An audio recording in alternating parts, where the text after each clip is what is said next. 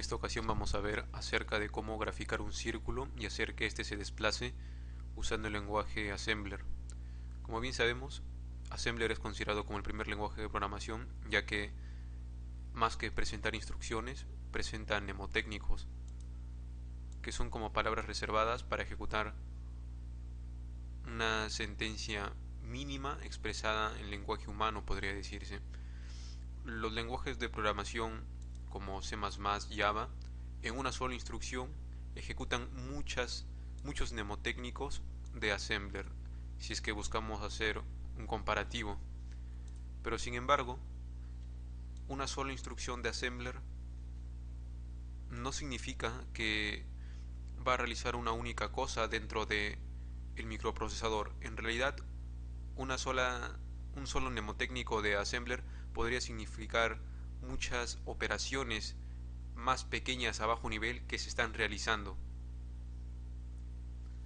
Todo ello implica conocer la arquitectura interna de un microprocesador en particular.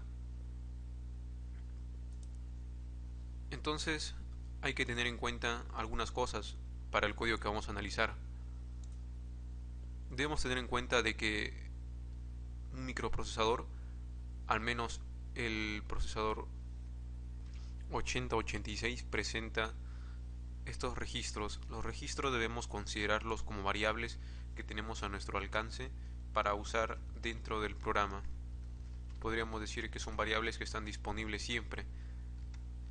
Entre ellas encontramos estos registros de uso general: AX, BX, CX y DX, donde cada uno de estos registros en realidad ocupa 2 bytes y podemos identificar un primer byte y un segundo byte dentro de este registro. Es decir, podemos trabajar solamente con DH o solamente con DL, como si fuesen registros de un byte, o tomarlo todo en conjunto. Así también tenemos registros que tienen un uso más específico, que sería, por ejemplo, el segmento de código, segmento de datos, segmento extra, segmento pila. En el segmento de código es donde se guarda las instrucciones del programa que vamos a ejecutar. En el segmento de datos se guardan todos los datos que son usados por el programa. En el segmento extra se puede guardar o bien código o bien datos en caso de que alguno de estos segmentos se haya llenado. Y el segmento de pila nos permite hacer push y pop guardando datos temporales que nos puedan servir posteriormente. También tenemos registros, punteros e índices, pero que al menos en este programa no vamos a usarlos de manera muy significativa. Pero hay que tener en cuenta que estos de aquí sirven para señalar la dirección de algo en específico. Por ejemplo, el puntero de instrucciones se mantiene señalando a cuál es la instrucción que va a ser ejecutada posteriormente. Es decir, esto ejecuta una instrucción y cada vez que se ejecuta una instrucción el valor de esto apunta al siguiente. Lo que vamos a usar es a estas variables de acá, que dentro del programa tienen algún uso en específico. Y bueno, vamos a pasar a ver el código. Empezamos siempre declarando las variables que vamos a usar. En este caso, como queremos graficar un círculo y vamos a moverlo, es necesario definir dos variables que guarden la posición de X y Y de nuestro círculo. Pero hay que tener en cuenta que estos valores de X y Y no van a ser contados desde la esquina inferior izquierda, sino más bien desde la esquina superior izquierda.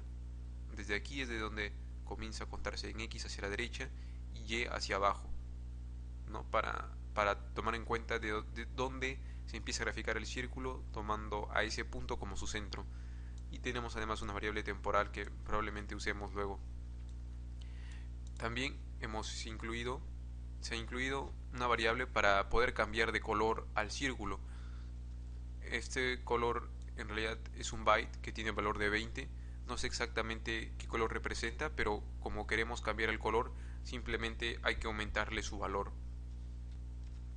Y esta variable de acá nos va a permitir saber cuál fue la última tecla presionada, ya que en base a las teclas que se leen vamos a poder desplazar el círculo, ya sea hacia la derecha con el 6, hacia la izquierda con el 4, hacia abajo con el 2, hacia arriba con el 8, e incluso tenemos 9, 7, 3 y 1 para desplazar el círculo hacia alguna de las esquinas, es decir, usando el teclado numérico, el pad numérico. Guardamos además el radio que tiene el círculo, porque en este programa al menos el círculo puede aumentar de radio y disminuir. Y guardamos, o más bien dicho, vamos a necesitar estas variables OR y VER. Y asimismo vamos a tener que salvar el modo de video para luego poder volver a él. Con modo de video nos referimos a que un programa puede ser ejecutado en modo texto o en modo gráfico. Como vamos a pasar a modo gráfico para usar el círculo, vamos a guardar antes qué valor hacía referencia al modo texto para poder volver luego al modo texto cuando finalice el modo gráfico. Pero ¿qué son en realidad OR y VER? Estos valores de acá son usados por nuestro algoritmo para graficar el círculo. ¿Y cuál es ese algoritmo? Pues nuestro algoritmo para graficar un círculo no es muy complejo, más bien dicho se ha hecho lo posible por evitar el uso de raíces, el uso de senos y cosenos y basarnos simplemente en aproximaciones. Este algoritmo en realidad lo había pensado desde cero y al final me llego a enterar que en realidad ya estaba determinado como un algoritmo que es de uso general. No recuerdo exactamente el nombre, pero incluso había muchos algoritmos para graficar círculos, aunque vamos a dejar el algoritmo de lado por mientras para continuar con el código y explicarlo específicamente cuando lleguemos a esa parte. Estas líneas que están seleccionadas son líneas que se escriben siempre en un programa de assembler. Lo que hay que tener en cuenta principalmente es esto de acá, donde se realiza la petición de modo de video para salvar el modo de video actual, que sería el modo texto. Es decir, hay un código que hace referencia al modo texto y hay un código que hace referencia al modo gráfico. Entonces de esta forma, en bit, nuestra variable bit, podemos salvar el modo de video, que es el modo texto, y luego establecer el modo gráfico como modo de video, que tendría una resolución de 640 por 480. De esta forma es como establecemos el modo gráfico, habiendo salvado el modo texto. Y ahora estas tres líneas de acá lo que hacen es determinar en CX un valor y determinar en DX otro valor, que serían los valores que están en XY y en YC. Recordemos que estos son las coordenadas del centro, entonces luego de indicarle a CX qué posición en X queremos pintar y a DX qué posición en Y queremos pintar, podemos llamar a el procedimiento puntear, que se encarga de poner un punto específicamente en esas coordenadas. Es decir, esto solamente fue una prueba para ver que este procedimiento funcionaba correctamente y apareció un punto exactamente en el centro del círculo. Luego llamamos a infi, que es un procedimiento que se ejecuta infinitas veces hasta que se decida salir con la tecla escape. Aquí es donde principalmente se encuentra la lógica del programa. Luego, una vez que acaba este procedimiento, se restablece el modo texto, gracias a que habíamos salvado su código en bit, y finalizamos el programa. Entonces acá empezamos con la zona de procedimientos y tenemos específicamente el procedimiento infi, donde dentro tenemos la lógica del programa.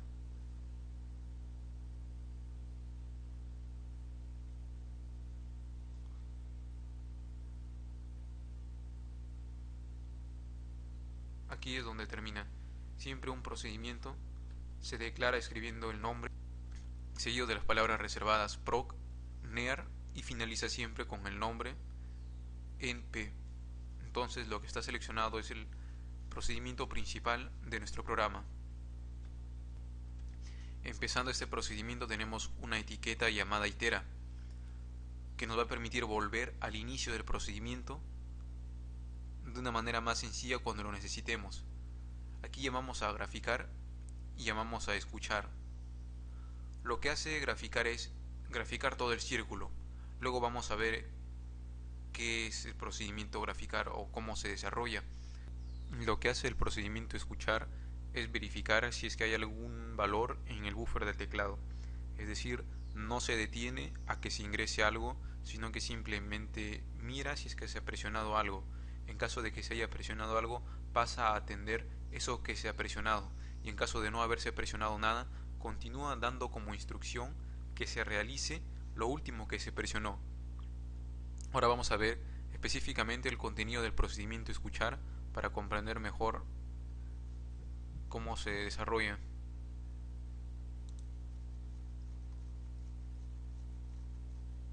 Está casi el último este procedimiento.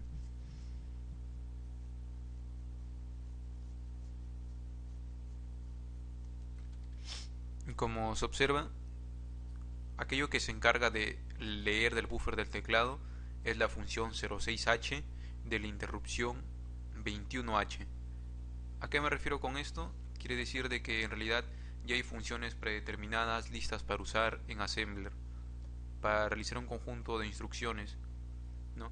Por ejemplo, yo aquí tengo dos manuales donde se explica qué es lo que hace, por ejemplo, la función 02H de la interrupción 10H, que es para posicionar el cursor, y así en general existen varias funciones.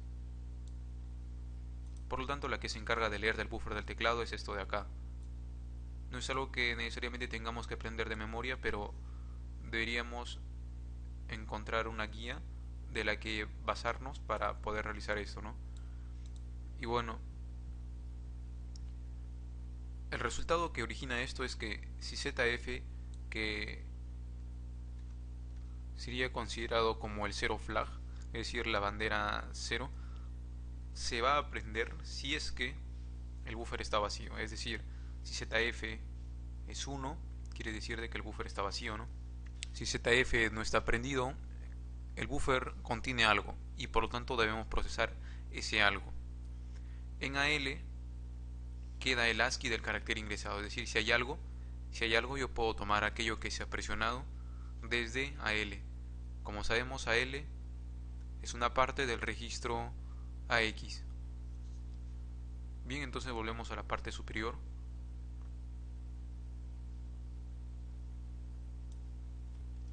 A nuestro procedimiento INFI. Acá hay que tener en cuenta lo siguiente. Nosotros hemos dicho que ZF está prendido si es que el buffer está vacío. Es decir, ZF va a ser 0, ya que el zero flag se prende con 0 cuando el buffer esté vacío, como respuesta a la instrucción que se encuentra en el procedimiento escuchar. Entonces, para determinar el valor de ZF es que hacemos uso de JNZ, que nos dice saltar si no es 0, es decir, si ZF no es 0, saltar a atender. Si ZF no es 0, es 0 si está vacío. Si no es 0, por lo tanto es cuando contiene algo, ¿no? Es decir, si ZF nos indica que el buffer contiene algo, nos vamos a atender aquí. Si se leyó algo en el buffer del teclado, entonces ese algo está en AL, ¿verdad? Por lo tanto nos saltamos a atender. Esto nos permite saltarnos hasta atender y comenzar a evaluar qué tecla es la que se ha presionado. Pero en caso de no ser así, este salto hasta atender no se da y continuamos aquí. Asignamos entonces a AL last, que es lo último que se presionó. No hubo nada en el teclado, por lo tanto AL tiene que recibir un valor y en este caso le asignamos lo último que se presionó. De esta forma, al llegar a atender, AL podría o bien tener la última tecla presionada cuando realmente se presionó algo en el teclado, o bien aquello último que fue presionado muchos segundos antes. Y así tenemos la parte en que comienza a procesarse la entrada. Como sabemos, en inglés el significado de esta palabra es oeste, el significado de esta palabra es este y típicamente norte y sur, ¿no? Hay que basarnos en ello para comprender mejor qué significa el nombre de cada procedimiento. Aquí nos dice si AL es igual a 1, entonces haremos esto de acá. En realidad lo que dice es lo siguiente: si no es igual, ir a E2, ¿no? O sea, si AL no era 1, ir a E2. Si no era 2, ir a E3. Y así. Pero hay que suponer que sí era 1, entonces este salto no se da.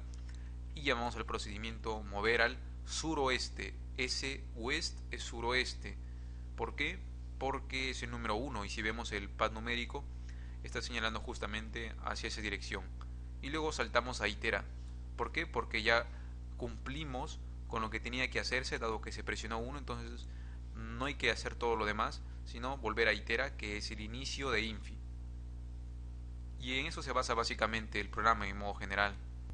De esta misma forma, si por ejemplo L tiene el valor de 2, vamos a llamar al procedimiento mover al sur. Pero si no era 2, entonces se realiza un salto hacia E3 y no se mueve al sur, sino que se mueve al suroeste, que es lo que se corresponde con el valor de 3. De la misma forma, 4 sería hacia el oeste, 5 sería para no moverse, don't move, ¿no? Y aquí también nos encargamos de poner una pausa para que el círculo deje de moverse y se quede en su lugar. El 6 es para moverse al este, el 7 hacia el noroeste, el 8 al norte y el 9 al noreste. Además hemos incluido el más para que se pueda aumentar el radio del círculo, el menos para que se pueda disminuir su radio y la letra C para cambiar el color del círculo. Y como ya había mencionado, la Q es para salir del programa. Y ahora vamos a ver cada uno de los procedimientos en el orden en que vayan apareciendo. Por ejemplo, este procedimiento es para incrementar el radio del círculo. Siempre nosotros debemos tener en cuenta que antes de graficar se llama al método de borrar, ya que volver a graficar un círculo en otra posición no implica que se borre la primera gráfica del círculo que hicimos. Es decir, si yo grafico en un círculo en el centro de la pantalla y luego otro círculo desplazado un píxel más en cada uno de sus puntos hacia la derecha y luego continúo haciendo lo mismo, en realidad van quedando una serie de círculos uno tras el otro. Por ello es necesario borrar y luego graficar con una nueva posición. En el caso de aumentar el radio, cuando yo presione el más, debo primero borrar el círculo y luego aumentar el radio, porque si yo primero intento aumentar el radio y luego borrar, al momento de borrar, cuando se tiene un radio mayor, estaría borrando en una zona en la que realmente no estaba el círculo. Entonces primero borramos. Luego de borrar, tenemos que asegurarnos de que al aumentar el radio, por ningún motivo, el círculo llegue a colisionar con los límites de la pantalla, porque de ser así, va a quedar atrapado y luego no va a poder moverse en absoluto, ¿no? Para evitar ello, nosotros decimos lo siguiente: si primero movemos a AX, XC, ¿no? Que es la posición en X, las coordenadas del centro del círculo. Luego a X yo le sumo rad, que es el radio. Es decir, estoy sumando las coordenadas X más el radio. De esta forma, luego nosotros el registro a X le restamos 640. Y si vemos que si es 0, entonces saltamos a no incrementar. Esta etiqueta hace que acabe el procedimiento. Es decir, si yo a XC le sumo el radio y si le resto 640 y me da 0, en otras palabras, si XC más rad es igual a 640, entonces quiere decir de que está colisionando horizontalmente y no debemos incrementar. Lo mismo sucede si es que XC es igual a rad. Si a XC yo le resto el radio y eso es 0, entonces no debemos incrementar. ¿Por qué? Porque puede que el círculo esté muy cercano a una esquina y estemos aumentando su tamaño, entonces eso no debería darse, ¿no? Y lo mismo hacemos con respecto a las colisiones que pueden darse verticalmente, comparando YC con el radio y comparando YC más el radio respecto a la altura que tiene la pantalla en el modo gráfico, que es 480 verticalmente. Entonces, si no colisiona en ningún punto, jamás se llamó a la etiqueta no incrementar, sino que sí se llegó a lo que está seleccionado, que es incrementar el radio. Y luego finalmente llega al final del programa, pero sí habiendo incrementado el radio, ¿no? Ahora, ¿qué hace decrementar el radio? Para decrementar no hay que hacer tanta comparación, simplemente borrar el círculo, comparar el radio con 10 porque es lo más pequeño que queremos hacerlo. Entonces, si no es diminuto como se dice, puede seguir decreciendo.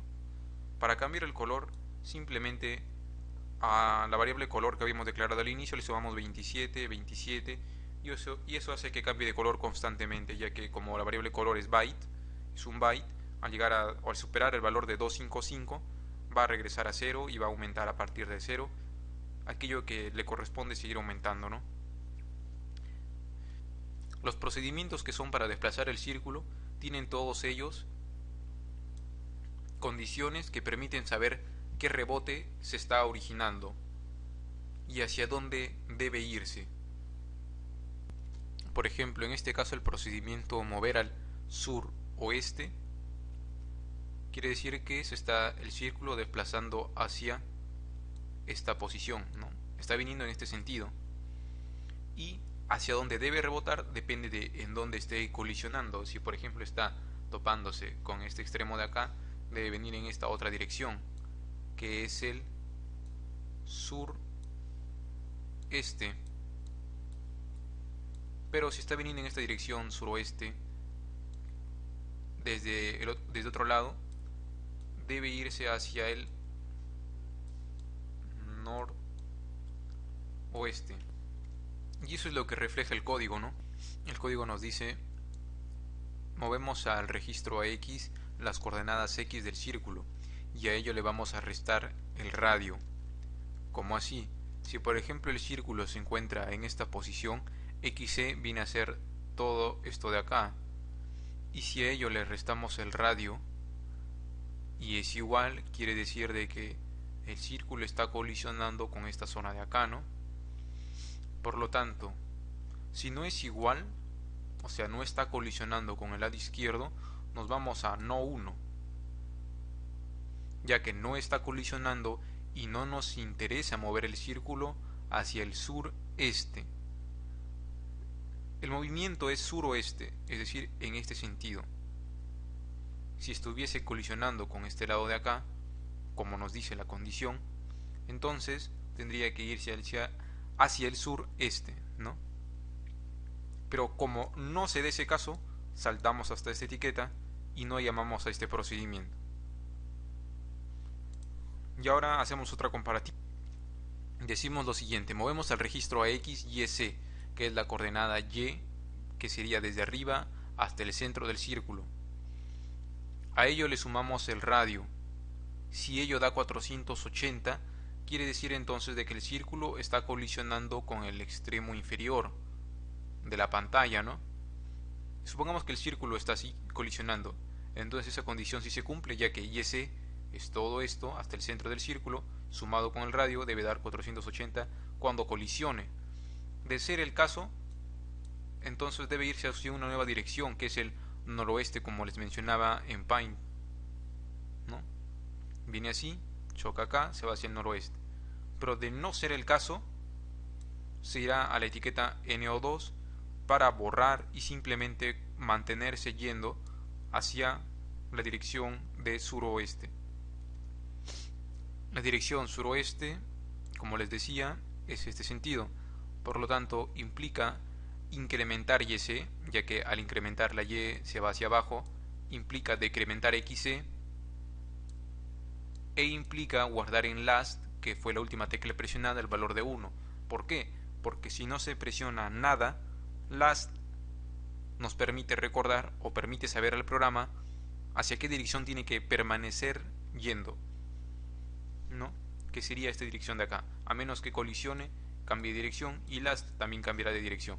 Eso va a permitir que el círculo se mantenga desplazando de esta forma aproximadamente, ¿no? Más o menos. Y como bien podrán darse cuenta, cuando el círculo esté desplazándose hacia alguna esquina, nuestro procedimiento va a tener que tener dos condiciones, que son los lados hacia los que podría colisionar.